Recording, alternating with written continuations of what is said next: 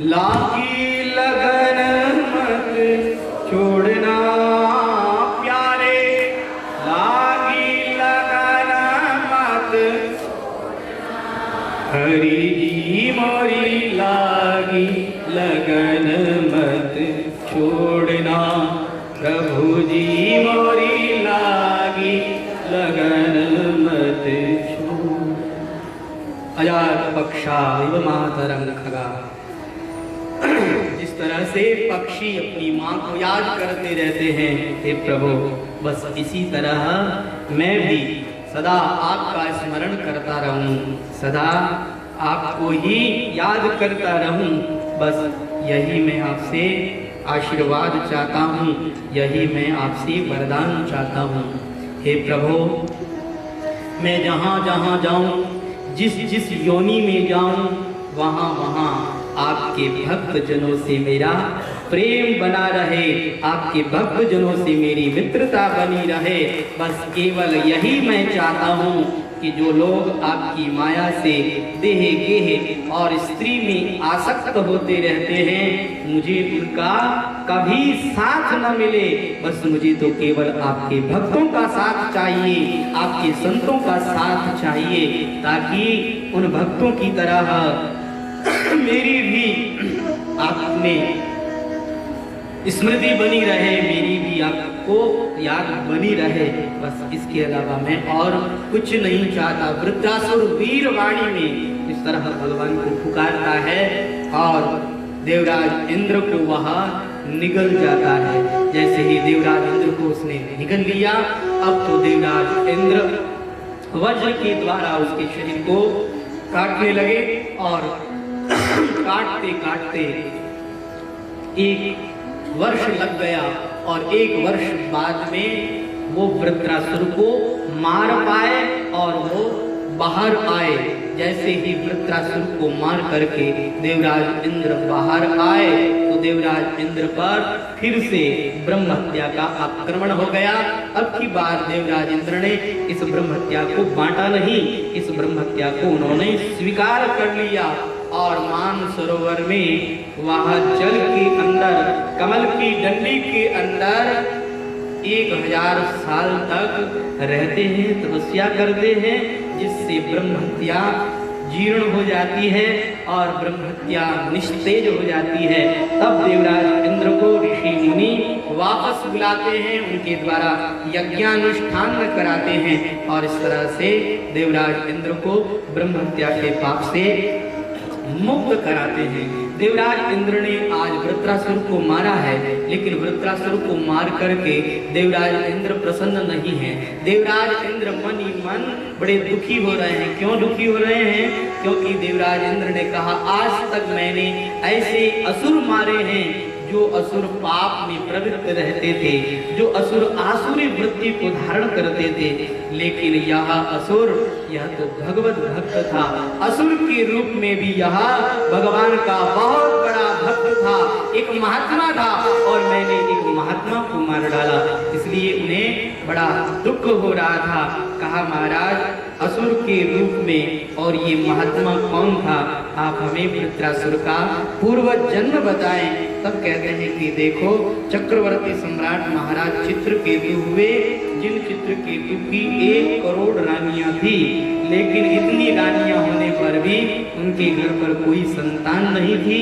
अंगिरा ऋषि आए, अंगिरा ऋषि को प्रणाम करके चित्रकेतु ने कहा, महाराज आप तो सर्वसमर्थ हैं, आप कृपा करें और कृपा करके मुझे पुत्र रत्न की प्राप्ति कराएं।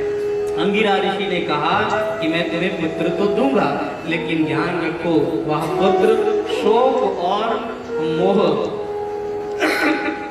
तुम्हें शोक देने वाला होगा। उस पुत्र से एक बार तो तुम्हें प्रसन्नता होगी, प्रसन्नता भी देगा और तुम्हें वह शोक भी देगा।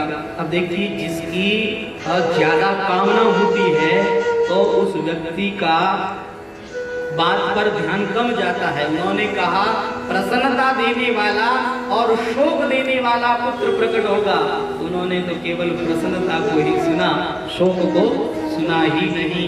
समय आने पर उनकी रानी के हृदय के एक पुत्र हुआ।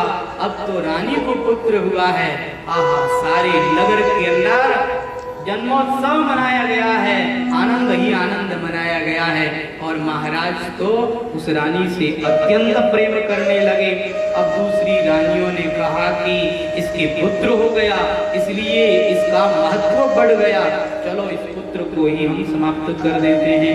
सोए हुए पुत्र को जहर पिला दिया और जैसे ही दासी राजकुमार को उठाने के लिए गई तो राजकुमार की तो आंखें तिलमिलाई हुई है और मुंह से झाग निकल रहे हैं। जोर से दासी चिल्लाई, रानी आई। और रानी ने जब अपने पुत्र को मरा हुआ देखा, अब तो रानी चिल्लाई, राजा को पता लगा, राजा भी आए और राजा भी चिल्लाए। सारे नगर के अंदर कोलाहल मच गया, सारे नगर वाले लोग रोने लग गए और हमारे महाराज को अधीर हो गए। इतने रोए कि उन्होंने अपना शरीर का सुबुध ही खो दिया। और इस तरह से जब वो रो रहे थे तो अंगिरा ऋषि और नारद जी महाराज फिर आए और आकर के कहा, राजन आपको याद है हमने आपको कहा था ऐसा पुत्र होगा जो तुम्हें प्रसन्नता के साथ साथ शोक देने वाला भी होगा। कहा, भगवान हमने इस बात को तो सुना ही नहीं, लेकिन महाराज अब यह पुत्र हमसे मोह लगा करके चला गया, अब इसके बिगड़ हम रह नहीं सकते, हमें अपना पुत्र वापस चाहिए। तो वहां श्री नारद जी महाराज ने उस जीवात्मा को वापस बुलाया, उस पुत्र को वापस जीवित किया और कहा कि देखो जीवात्मन, ये तुम्हारे पिता, ये माता, ये जितने भी लोग यहाँ खड़े हैं सब तुम्हारा इंतजार कर रहे हैं, तुम इन्हें छोड़ करके क्यों चले गए? तो वो जीवात्मा कहता है, महाराज ये मेरे किस जन्म के पिता हैं, जरा ये तो बताइए। इस संसार के अंदर इस जन्म मरण के चक्कर में हजारों पिता बनते हैं, हजारों माताएं बनती है, महाराज मैं किस किस को याद रखूं, मुझे इनसे कोई लेना देना नहीं है, महाराज मुझे जाने दीजिए। जैसे ही जीवात्मा ने यह बात कही, महाराज की तो आंखें खुल गई। कहा, जिसके लिए हम सर पटक रहे हैं, जिसके लिए हम रो रहे हैं, वो ये कहता है कि ये किस जन्म के पिता है, इसे थोड़ी सी भी आसक्ति नहीं है, थोड़ा सा भी मोह नहीं है। तुरंत महाराज को ज्ञान हो गया और महाराज ने अंगिरा ऋषि से, नारद जी महाराज से उपदेश लिया। नारद जी महाराज ने, अंगिरा ऋषि ने उन्हें उपदेश दिया, जिस उपदेश को उन्होंने धारण करके शंकरषण भगवान की सुंदर स्तुति गाई और शंकरषण भगवान को प्रसन्न करके शंकरषण भगवान के वो पार्षद बन गए।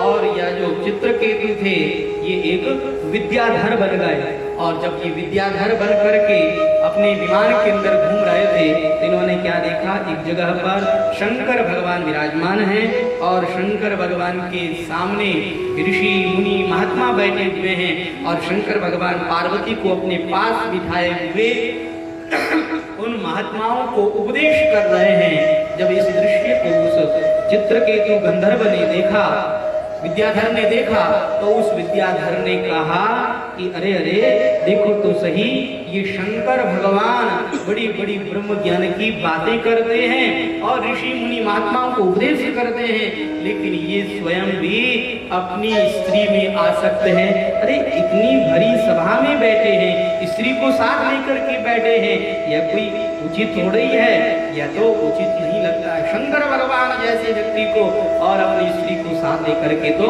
नहीं बैठना चाहिए। शंकर भगवान ने सुना, हंसने लगे, मुस्कुराने लगे, उनको तो कोई फर्क नहीं पड़ा, लेकिन माता पार्वती सहन नहीं कर पाई। माता पार्वती कहने लगी, ये चित्रकेतु तुझे बड़ा घमंड हो गया है, तू इस तरह से शंकरषण भगवान की स्तुति करके उनका पार्षद बन गया है और इस तरह से तुझे बड़ा घमंड हो गया। जा, मैं तुझे श्राप देती हूँ कि तू राक्षस बन जाएगा, क्योंकि तूने भगवान शंकर पर आक्षेप किया है। जिस शंकर भगवान की सब लोग पूजा करते हैं, ऐसे शंकर भगवान पर तूने आरोप लगाया है, ये तू राक्षस बन जा। अब तो वह चित्रकेतु तुरंत आया और आकर के माता के श्री चरणों में गिर गया। माते, आपने मुझे श्राप दिया, बड़ा अच्छा किया, लेकिन माते मेरे उद्धार का भी कोई उपाय करें। माता पार्वती प्रसन्न हो गई और कहा कि ठीक है, असुर की योनि में भी तुझे भगवान की याद बनी रहेगी। माता पार्वती की कृपा से वह असुर बना और असुर बनने के बाद में भी उसे भगवान की याद सदा बनी रहती है। इतना भयानक असुर, लेकिन इतना भयानक असुर होने के बावजूद भी इसे भगवान की स्मृति बनी रही और इसने वीर वाणी में बड़ी सुंदर भगवान की स्तुति गाई और स्तुति गा करके इसने भगवान को ही प्राप्त कर लिया। इसीलिए देवराज इंद्र को बड़ा दुख हुआ कि मेरे हाथों से आज एक भक्त का अपराध हो गया, आज मेरे हाथों से एक भक्त मारा गया। तो इस तरह से श्री सुखदेव भगवान राजा परीक्षित को यहाँ पर कश्यप जी महाराज की संतान का वर्णन सुनाते हैं। कहते हैं दिति से दैत्य हुए और अदिति से देवता हुए। देखिए, दैत्य जो है वो हिरण्याक्ष और हिरण्यकशिपु हुए, दिति से हिरण्याक्ष और हिरण्यकशिपु हुए। लेकिन इनके एक और भाई हुए जिनका नाम मरुद्गण था, लेकिन ये मरुद्गण तो देवराज इंद्र के सहायक बन गए। कहा महाराज ऐसा कैसे हुआ? तो कहते हैं देखो, दिति ने जब ये देखा कि हिरण्याक्ष और हिरण्यकशिपु मेरे पुत्र थे, लेकिन देवराज इंद्र ने विष्णु के साथ मिलकर के उनको मरवा दिया, इसलिए उन्होंने श्री कश्यप जी महाराज की खूब तन मन से सेवा करी और कश्यप जी महाराज प्रसन्न हुए। कहा देवी मांगो, वर मांगो, तुमको क्या चाहिए? तो उन्होंने कहा कि देखो, इस देवराज इंद्र ने मेरे पुत्रों को मरवाया है, इसलिए मैं इसे मारने के लिए एक पुत्र चाहती हूँ। कश्यप जी महाराज को बड़ा दुख हुआ कि मैं इसकी सेवा से प्रसन्न होकर के, और मैंने ये क्या कह दिया कि जो मांगना है सो मांग लो, लेकिन यह तो इस तरह से मेरे से अनुचित कार्य कराना चाहती है, लेकिन अब क्या करें? वरदान मांगने के लिए कह दिया तो अब देना पड़ेगा। तब श्री कश्यप जी महाराज ने कहा कि देखो, तुम्हें 1 साल तक पुंसवन व्रत करना होगा और यह व्रत इतना कठिन होगा कि इस व्रत को अगर ठीक ढंग से किया तो तुम्हारी एक संतान होगी जो देवराज इंद्र को मारने वाली होगी, और अगर ऐसा नहीं हुआ तो वह देवराज इंद्र का मित्र बन जाएगा। इसलिए इस पुंसवन व्रत को तुम सावधानी पूर्वक करना। यह पुंसवन व्रत क्या है?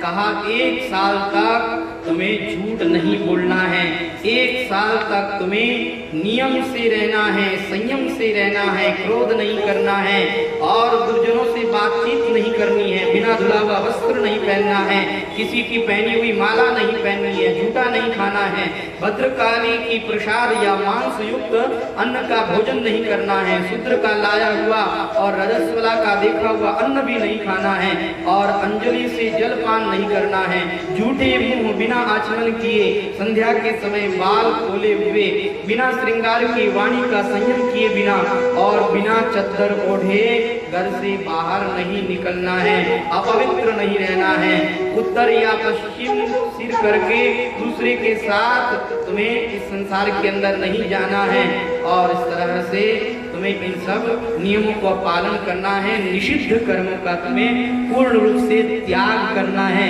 इन नियमों का व्रत अगर तुम साल भर तक कर दे हो तो तुम्हारे अच्छी संतान होगी। उसने कहा ठीक है, मैं कठिनता पूर्वक ही करूंगी, लेकिन मैं इस पुंसवन व्रत को करूंगी। साल भर तक उसने पुंसवन व्रत किया। देवराज इंद्र को पता लगा तो देवराज इंद्र भी इनकी सेवा में रूप बदल करके आ गया। कहा कहीं त्रुटि हो जाए तो फिर मैं अपना काम करूं। हुआ ये कि 1 साल उनका पूर्ण होने वाला है। देखिए, कोई कठिन व्रत करते हैं तो जैसे जैसे पूर्णता की ओर आते हैं उस समय में शिथिलता आने लग जाती है, उस समय में आलस्य प्रभाव आने लग जाता है। हुआ यह कि दिति सायंकाल के समय में झूठे मुंह बैठी हुई थी और आचमन किया नहीं और बाल उनके खुले थे और उन्हें संध्या काल के समय में नींद आ गई। देवराज इंद्र ने मौका पाया और देवराज इंद्र उसके मुंह के द्वारा उसके गर्भ में प्रवेश कर गए और गर्भ में प्रवेश करके वहां जो उनके गर्भ में संतान थी उसके उन्होंने 7 टुकड़े कर दिए। अब तो वो रोने लगा और जब वो रोने लगा तो देवराज इंद्र कहने लगे, मारुत रो नहीं मारुत मारुत, लेकिन वो तो रोने ही लगे। तब कहते हैं कि एक टुकड़े के फिर 7 टुकड़े और कर दिए, तो साथी 49 टुकड़े कर दिए उन्होंने। और जब इनका जन्म हुआ तो 49 पुत्रों के साथ में देवराज इंद्र भी बाहर आए। माता ने कहा, अरे देवराज इंद्र तुम मेरे गर्भ में क्या कर रहे थे? तो उन्होंने सब कुछ सच बता दिया। और जैसे ही देवराज इंद्र ने सब कुछ सच बता दिया तो दीति माता को भी दया आ गई और कहा कि मैंने इस पुत्र को तो इसलिए उत्पन्न किया था कि वह तुम्हारा शत्रु बने, लेकिन तुम्हारे इस प्रकार झूठ न बोलने से मैं प्रसन्न हो गई हूँ और मैं तुम्हें वरदान देती हूँ कि ये जो 49 पुत्र हैं, ये 49 के 49 तुम्हारी रक्षा करने वाले, तुम्हारी सहायता करने वाले होंगे। तो ये 49 मरुदगण भी देवराज इंद्र की सहायता करने वाले बन जाते हैं। इस तरह से यहाँ पर दिति और अदिति की संतान का वर्णन किया गया। और अब महाराज परीक्षित ने यहाँ एक प्रश्न किया है और कहा है कि भगवान एक बात बताएं, भगवान इस संसार के अंदर दैत्यों को मारते हैं और देवताओं का पक्ष लेते हैं और फिर भी लोग भगवान को समदर्शी कहते हैं। तो ये भगवान की कैसी समदर्शिता है, यह बात मुझे समझ में नहीं आ रही है। तो इसके उत्तर में श्री शुकदेव भगवान ने बड़ा ही सुंदर दिव्य उपदेश दिया है। इस उपदेश का वर्णन हम लोग कल की कथा में सुनेंगे। आज के इस कथा सत्र को अब यहीं विराम देते हैं। मेरु राधा रमण गिरधारी